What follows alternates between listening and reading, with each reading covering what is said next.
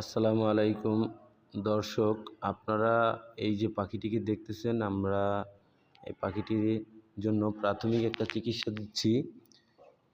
এই পাখিটি একটা বড়ই গাছের ছোট একটা ডালে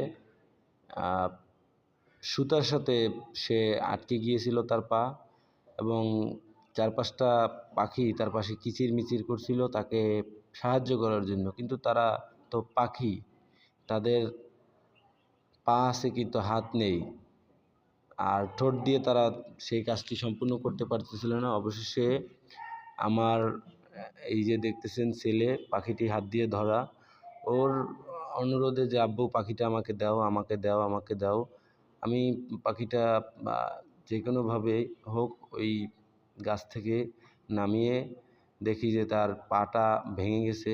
কারণ তার পাটা যেই সুতায় বাঁধা ছিল, মানে আটকে গিয়েছিল, সে অনেক ছোটাছুটির জন্য চেষ্টা করছে, এক পর্যায়ে তার পাটা ভেঙে গেছে।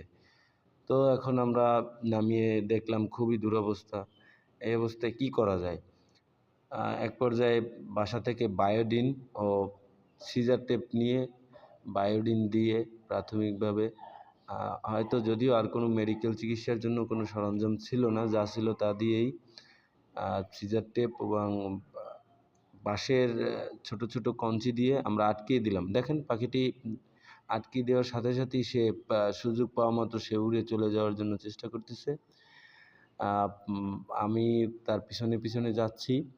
যাওয়ার পরে এই পাখিটা খুবই, আমার ছেলেটা দৌড়ে আব্বু উড়ে গেল, উড়ে গেল, উড়ে গেল।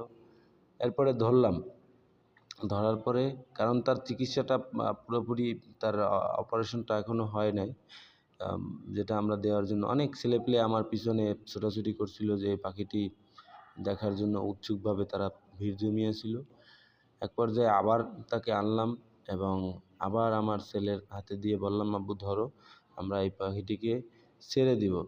তো ব্লেড দিয়ে তার পায়ে কিছু সুতো ছিল, সেগুলো ছাড়িয়ে নিলাম এবং তার পাটা এই যে স্কচ টেপ দিয়ে আটকে দিলাম।